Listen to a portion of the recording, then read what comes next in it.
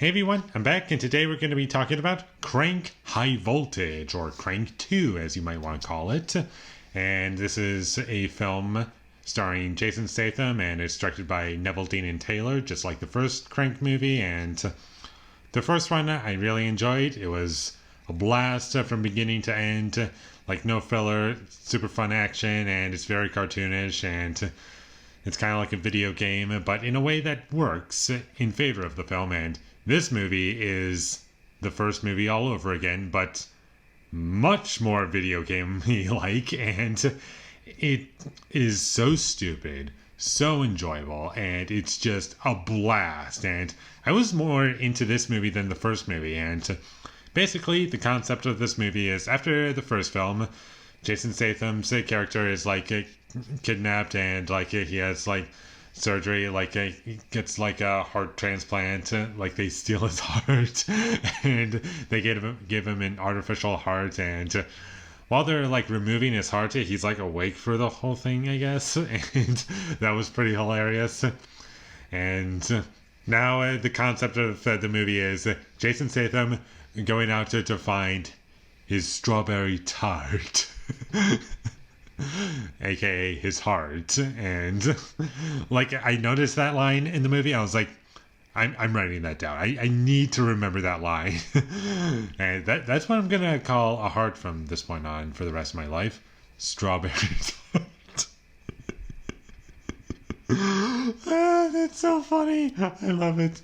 But anyways, for Jason Statham to stay alive, he has like a little battery that keeps him charged, and instead of him like constantly 100% like just running everywhere and going crazy all the time, and like keeping super high energy the entire time, this time he's like running after electricity. And that's where the subtitle High Voltage comes into play, is that he is just like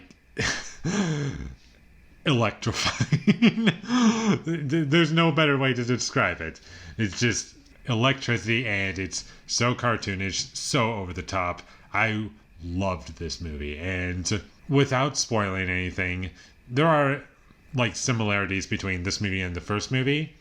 It has a similar structure, like similar things happen, and I think there are more characters in this movie than the first movie, and I thought that was going to bog this movie down, but it really doesn't. It doesn't really ruin the pacing, because they're all hilarious to watch, over the top, and that's what I want, because it complements the tone of the film.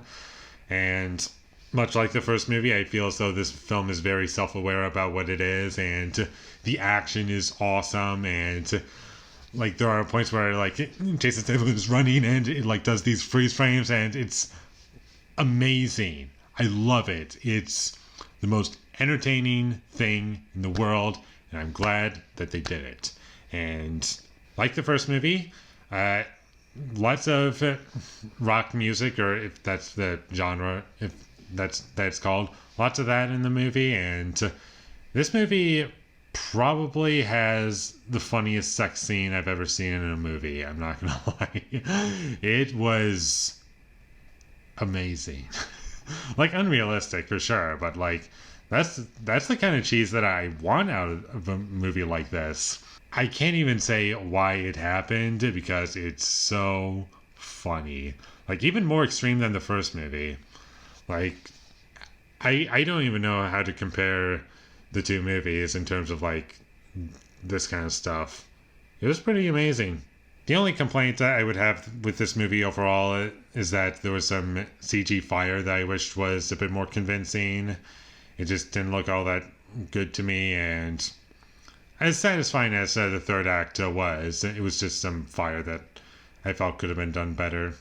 And the plot of this movie is absolutely hilarious and doesn't make any sense, but I don't care. It doesn't have to for me to be entertained. And it's so sad that we haven't got a Crank 3 yet. And I would love to see one, but apparently like that's kind of being said no to, because seen as like too much for audiences, like they're just not what people would accept anymore. Like I don't know how to describe it the very best way. But yeah, I would love to see it, but who knows? Maybe one day it'll happen. And I would only accept it if both Neville Dean and Taylor return to direct the movie, because apparently they've split up and they're just doing their own things now. And apparently they're not as good. Their movies are not as good. So I really hope that they come back and stay true to like what made these first two movies really great, and they just fully embrace the cartoonish tone of the film or video game tone and just go with it. And also, this movie has some outtakes in the credits, so you might want to stay for that, because that stuff is pretty funny. And overall, if you love Crank 1, then there is literally no reason why you wouldn't enjoy Crank 2, or Crank High Voltage, whatever you want to call it. So definitely check this movie out, and I do think this movie stands on its own, because it does give you flashbacks to the first movie, and it kind of catches you up to speed with what happened in the first film from memory. And if you haven't seen the first movie, then you can just get right into this one, no problem. But why would you skip the first one? It's really good. But in case you just missed the first one, then I just wanted to make that clear that you shouldn't be facing any problems just starting with the second one if that just happens to work out for you, or whatever your reason is. That's just my opinion. I don't know how else to describe it. So definitely check this movie out if you haven't. And with all that being said, I'm going to give Crank High Voltage an 8 out of 10. Thank you for watching my videos. As always, if you enjoyed this review, be sure to leave a like and comment down below what you thought of Crank High Voltage, and my social media links, they will all be in the description, so follow me there. And last but not least, subscribe to be a part of Foley Nation, and I'll see when I get my next review up, and that is going to be for Sweeney Todd, the Demon Barber of Fleet Street, directed by Tim Burton from 2007, so look forward to that. But until I get that up, thank you for watching and have a great day.